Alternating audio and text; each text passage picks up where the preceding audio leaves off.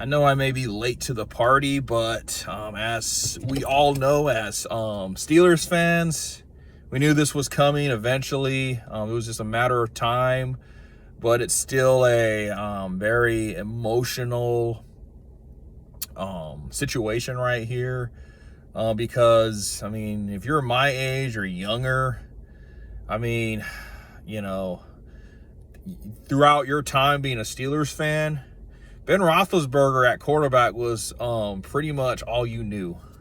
I remember the days of Neil O'Donnell, Cordell Stewart. Who's the other guy? There was another quarterback, Tommy Maddox.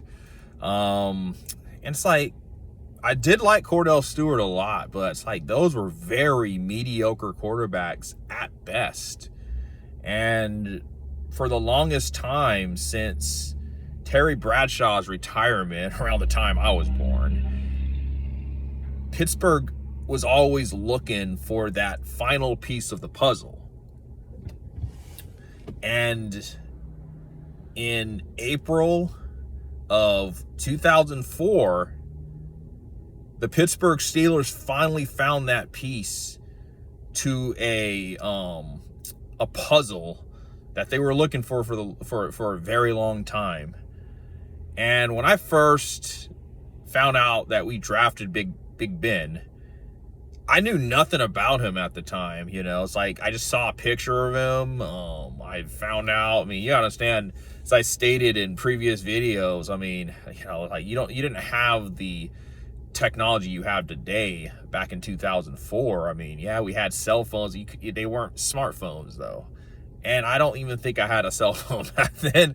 Like, all the research I did was on like slow ass internet. I mean, you still had dial up back in 2004. You still had AOL back in 2004. So I had to find out. I couldn't find out on my phone. I would have found out right away, real time, that we drafted Ben Roethlisberger. You had the technology back then, but it's like I ended up finding out on a computer. I knew that we were going to get a quarterback. I knew it was very likely we would get a quarterback in the first round. I just didn't know who. And I mean, I just look at the guy, picture the guy. I'm like, yeah, that's our guy right there. And I even kind of predicted he's going to take over the quarterback position from Tommy Maddox very early in the season. And I don't wish injury on anyone. It just so happens that week 2 comes around. We were struggling tremendously against the Baltimore Ravens in that week 2 game. I didn't see the game.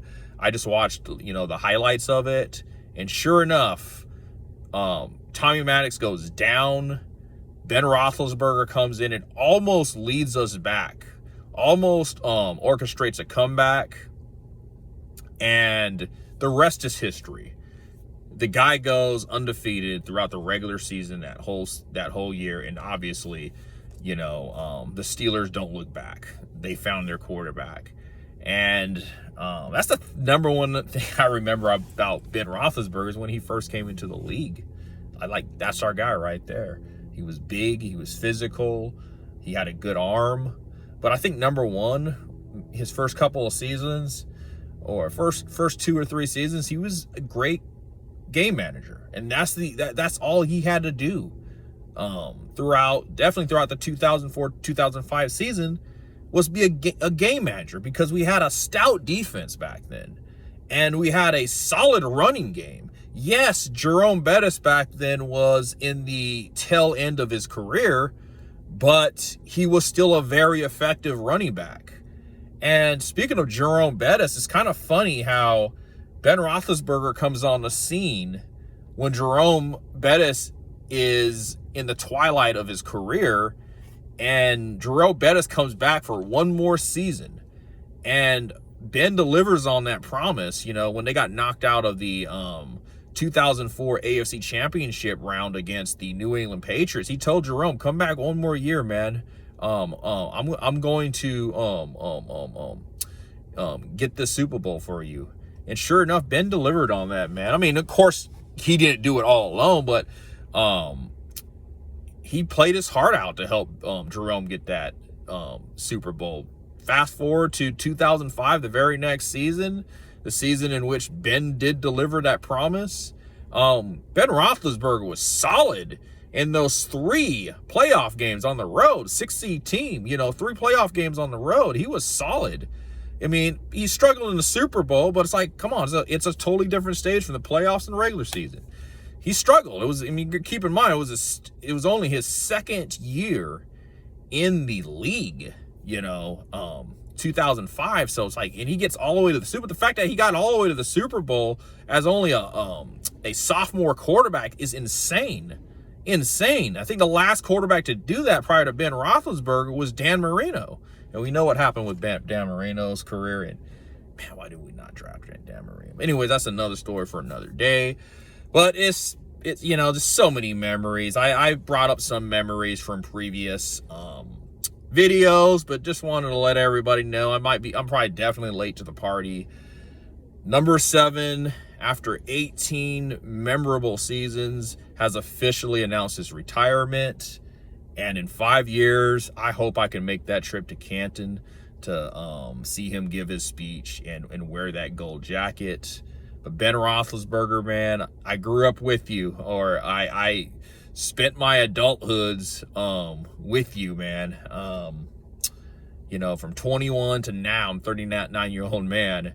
I rooted for you. And it's pretty much my whole adulthood that I rooted for Ben Roethlisberger. And I'm going to say, got a lot of respect for Terry Bradshaw. I know it's before my time, but I think arguably Ben Roethlisberger is the best quarterback in Steelers history. And, it's very fair to put him in that top 10 list of quarterbacks. Very fair. The guy was tough. He was gritty. He was good in a different way than quarterbacks like Tom Brady and Peyton Manning were good. And today with Patrick Mahomes, different style, so it's unfair to just say in general, this quarterback's better than this quarterback. Ben Roethlisberger was just good in a different way. He was a clutch quarterback. If he's one of those quarterbacks, you're going to want him on the field. If you're down by 7 or less, and you need a touchdown to either tie the game or win the game with a little over a minute to go in a game, Super Bowl 43, great example of that. 2000, that Steelers fans should know the crazy 2009 game-winning drive, a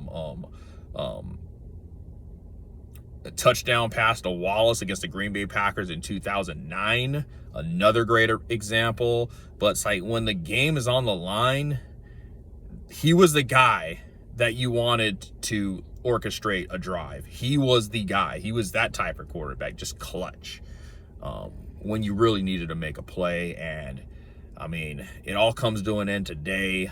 What a ride. And I could not have wanted any other quarterback. Thank you, Big Ben. I'm glad you became a Pittsburgh Steeler. You could have easily gone to the Giants back in 2004, but man, thank you very much. And it ends, definitely ends an era in Steelers history, and I'm very excited to see the new era, to see the next see the next chapter in Steelers history. But thank you very much, Big Ben.